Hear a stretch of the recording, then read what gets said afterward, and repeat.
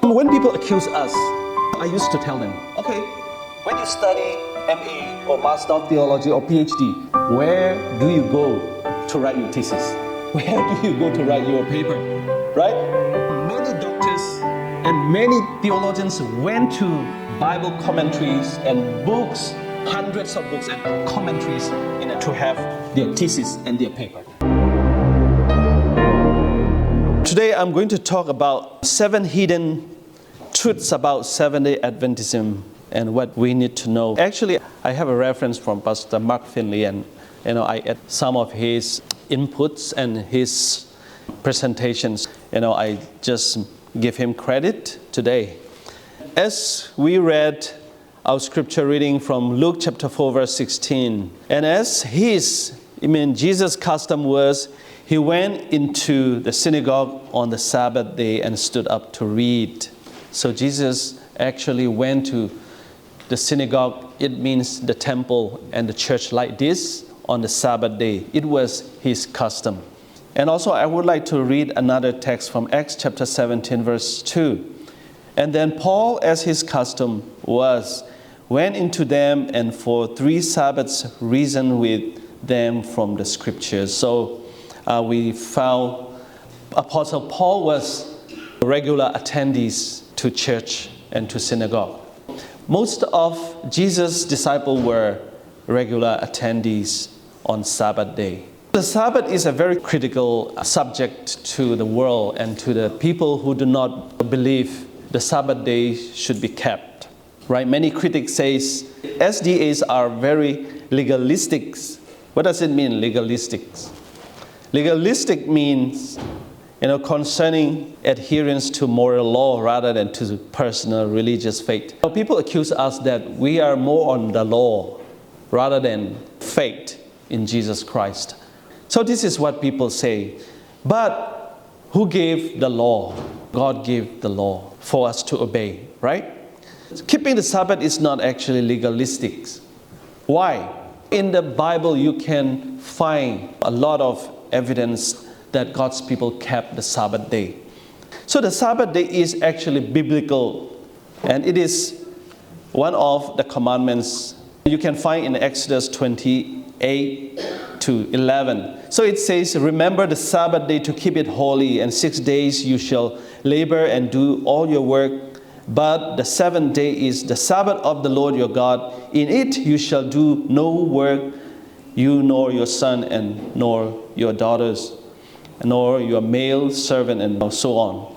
So God exactly gave us the right day for us to keep. It doesn't mean keeping what it says in the Bible is not legalistic. That's why when people ask you, are you, Seventh-day Adventists are very legalistic? No, we are doing according to God's word.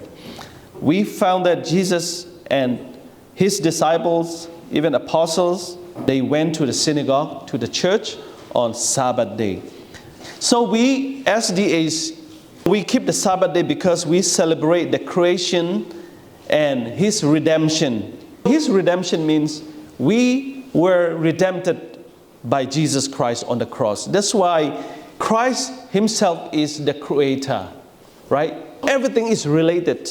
You cannot just separate one part of the Bible here and another part of the Bible here, and you can just separate. People out there are analyzing the Bible, all right? Analyzing the Bible. This part is not what related to our Christian, and this part is not actually related to us. You can't do like that because the Word of God itself is inspired by the Holy Spirit. So the Word of God means all the words, everything in it is, the Word of God. You can't just take this part and keep this part and, you can't do like that. That's why we are not legalistic, because we are keeping God's Word. The Bible says keeping God's Word is not difficult, right? Not difficult. Why? We have the Holy Spirit in us since we become the sons and daughters of God, right? People are struggling with this idea, right? A lot of people out there say, we can do everything through Christ. who strengthens us. Hallelujah, amen, amen. And when it comes to keeping the law and they say, we are sinners, we can't do anything, we are weak. They are struggling with at least, this idea. We are God's children. It means we have full power. The Spirit fills in us. We can do everything, even though, if there is thousands of laws, of course we can do. Do you agree with me? Right? If you are with God, everything you can do it. Just 10 is just like, very small. Right? That's why I used to tell them, 10 is too small. If you are with God and the Holy Spirit who will strengthen you, then how many laws do you need? It's okay, because Jesus is the one who will do with you, who will dwell in you, then, you can overcome everything. So the second problem is Ellen White's rule in our Seventh-day Adventists. So this morning, we shared about one of our leader in 3ABN. He left our church because he's struggling with Ellen White and 1844. When I think about him, what happened with him is, it's like, he was like Adam and Eve. God told Adam and Eve not to go to the tree of good and bad. Not to go to the tree. What happened is Eve went there and just looked around and, what happened with this tree? Because God said, you cannot eat the fruit of this tree. And he went and tested it and tried to acknowledge it. And what happened? Eve was in a trap. She was tempted and she fell. Right? So the same thing, what I like to encourage you all this morning is, just ignore everything what the world say. If you just try to listen them, okay? There are many great preachers, Joel Osteen or, like T.D. Jakes, right? Do you know T.D. Jakes? Actually, he stepped down already, right? He appointed his daughter to manage the church. If you try and listen to them, what will gonna happen? You will get something. Because God say, don't even go to the tree of good and evil. Don't even test it. But when Eve went there and tried to acknowledge it was in a trap and she fell. That's why we have to be very careful. It says, Ellen White is regarded as a prophetess, of course we believe it, whose writings align with Scripture, but are not equal to the Bible. This is what we believe. So some other churches accuse us, you always go to Ellen White and you do all the quotations, and when you preach it, you quote it. Okay, you can tell them that there are, many commentaries out there, like Joyce Meyer commentary, right? Have you seen in the bookshop? I went there and Joyce Meyer commentary. They want to accuse us, but they have bunch of, many commentaries. If they want to accuse Ellen White, then why do they have those commentaries? That's why we believe that Ellen White wrote Spirit of Prophecy, and we believe that she's inspired. And her writings were aligned with Scripture, but we don't accept it as equal as the Holy Bible. I would like to warn Adventists, even in my community. Sometimes it can happen like this. We tweet and we text Ellen G. White quotation to fight each other. Have you seen that? So someone texted it, Ellen White say like this, and he want to attack his personality by texting Ellen White. And someone texts again Ellen White quotation, and they fight each other with Ellen White quotations. Do you think this is good to do? I don't think, this is a good thing to do, right? We have to be very careful when we use the quotation of Ellen White, because we believe that Ellen White is inspired by the Holy Spirit. So one thing we have to, remember is every word that Ellen White talks or speak is inspired or not inspired. No. That's what Doug Batchelor said. He gave us an example. Okay, Ellen White and his family sit on the breakfast table. And Ellen White asked her husband, give me the salt bottles. Pass it to me then. Do you think that that is inspired by the Holy Spirit? No. Because she is just asking the salt bottle from her husband. So we have to be very careful to go deeply and do what is the context and why she is saying and where she said this quotation, and what really means when Ellen White talk about this, right? Ellen White works focused on practical Christian living and health and end-time preparation. She helped us understand. Ryan Day said, without Ellen White, we can't understand the whole salvation, the whole redemption. Yeah, that's right. That's right. We can understand, and we can go only with the Bible. But we have to remember is, Ellen White writings let us understand clearer. And because as this is inspired by the Holy Spirit, through her, we have a lot of interpretations that we have not understood. That's why when people accuse us, I used to tell them, okay, when you study MA or Master of Theology or PhD, where do you go to write your thesis? Where do you go to write your paper? Right? Many doctors and many theologians went to Bible commentaries and books, hundreds of books and commentaries, to have their thesis and their paper. Right? So they just come and against us that, when we use the quotation of Ellen White and they accuse us and, they said, you guys are a cult. So it doesn't make sense, right?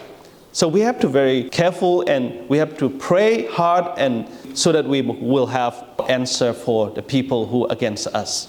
Okay, the investigative judgment is also, Ryan Day problems. He said 1844, 2,300 years prophecy is not relevant to the Bible. When I listened his testimony, what happened? He had false teacher. He went to some people who did not believe 1844 and Ellen White. And he got this whole bunch of idea from those people. Right? As I say, Adam and Eve went to the tree of life and death and they tested it. That's when they were tempted. Right? For that reason, we have to be very careful in our church that, when we study and when we go devotion in your house or wherever we have to go to the scripture and the books, the commentary that produced by our church is the best. The best. Because we have many good sources, many good books in our church to study. I don't want to say, you go and buy some other books and not to read it, not that way. We can study it, we can read it, some other books. But when it comes to doctrinal and very critical things, it's really, really dangerous that we go to other people's commentaries and their idea and their books. It's really dangerous. So not to test it and not to approach it, just to go to the Bible and just concentrate, ask for the Holy Spirit to interpret us. So many people accuse us that SDAs are overly strict about diet and health. We have health principles, vegetarianism, and abstaining from alcohol, tobacco. Actually, these are stem from biblical calls to honor the body as God's temple. We don't pick it from other source, other commentaries. We pick it from the Bible. It's very clear. 1 Corinthians chapter 6, verse 19 to 20, it says, "Do you not know that your body is the temple of the Holy Spirit, who is in you, whom you have from God? Your body is not your own, for you were bought at the price. Therefore glorify God in your body and in your spirit, which are God's." God talks us to honor our God because we are bought at a price. Bought at a price. Jesus gave his life freely doesn't mean there is no value. The reason why we say free is we can't count the price We can't even read how much is it. That's why His redemption, and He gave us His life freely. If He asks us to pay it back, then we can't pay it. Even the world richest people combined, we cannot pay it. That's why we got free, right? That's why we got free. We can't pay, that's why we got free. That's what we have to understand. The health message is very, very effective, and people know us a unique way of our Seventh-day Adventism by this health message and also diet. These are very, very related to the scripture that we just read.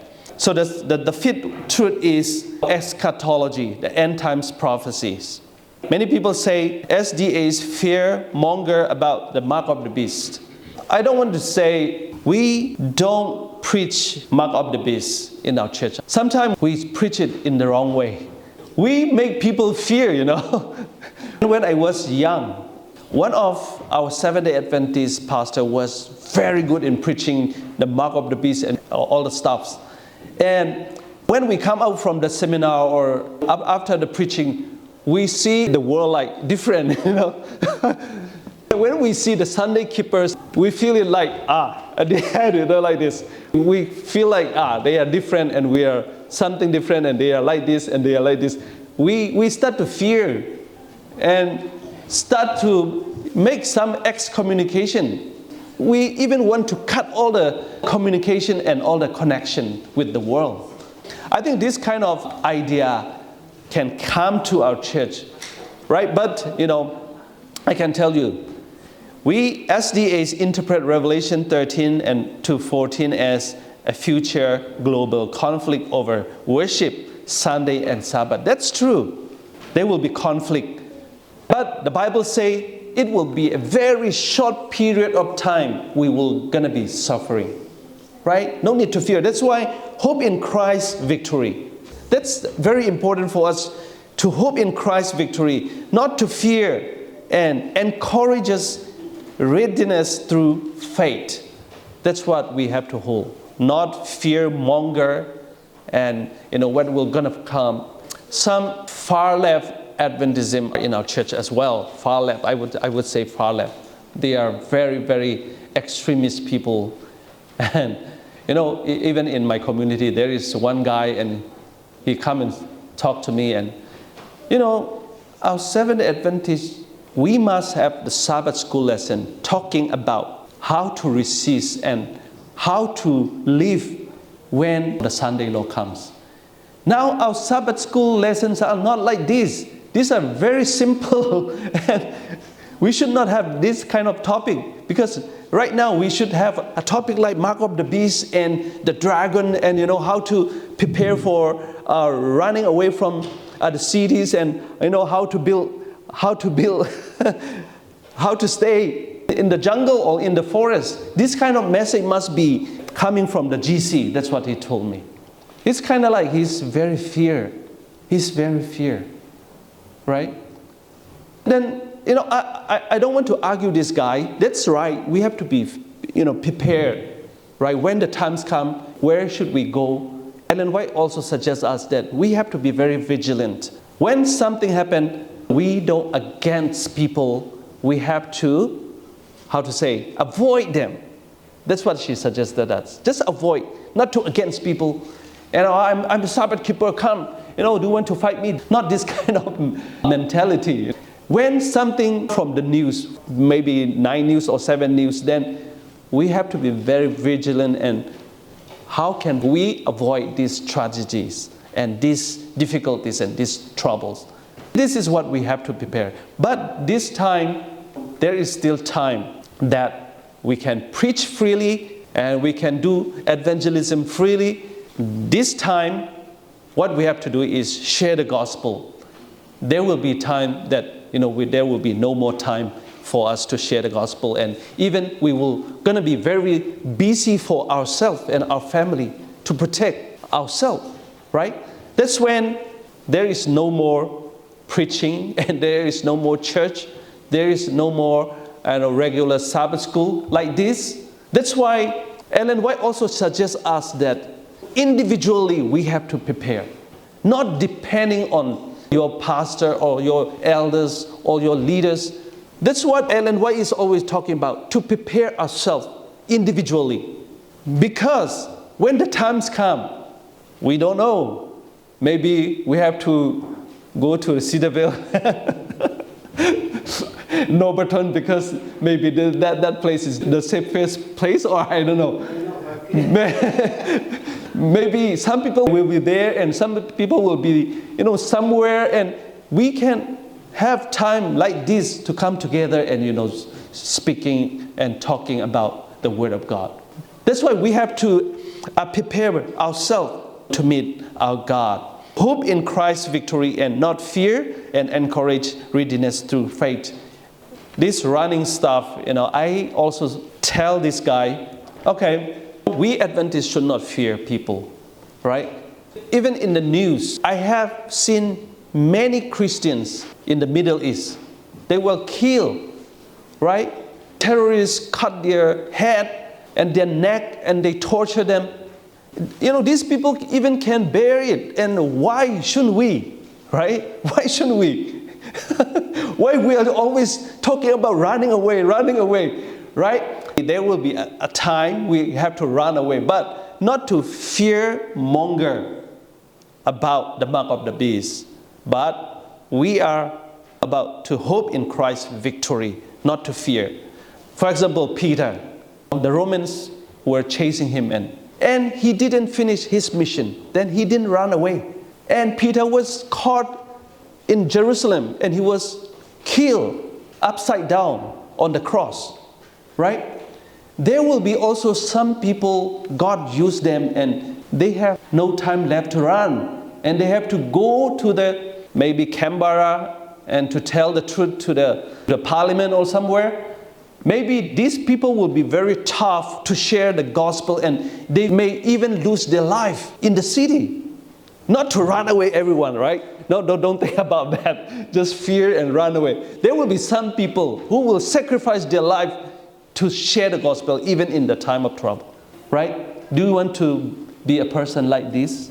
Like Peter, Paul. They didn't run away because God chose them to preach the gospel because they haven't finished their mission. That's why while they are preaching the gospel and they die in the city, they didn't even have time.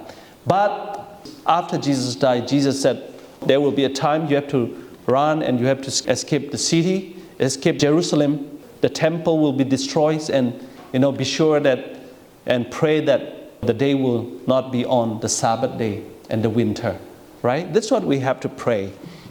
Truth number 6 is SDA and other Christian denominations. Many people accuse us that SDAs are not true Christians because they are cult. They just created their religions. That's what they are telling us. But SDAs affirm we have the core Christian doctrines. Why? We have Trinity, we have salvation by grace through faith, and we have Christ's resurrection. We believe that. Once you believe this Trinity, salvation by grace through faith, and Christ's resurrection, you are Christian. You are God's followers. I don't know how many times you read our Seventh-day Adventist 28 beliefs. There is zero quotation from Ellen White. Our 28 beliefs. Zero quotation from Ellen White to build up our doctrines. So Ellen White is like a supplementary. When you don't understand it, and the spirit of prophecy will interpret it.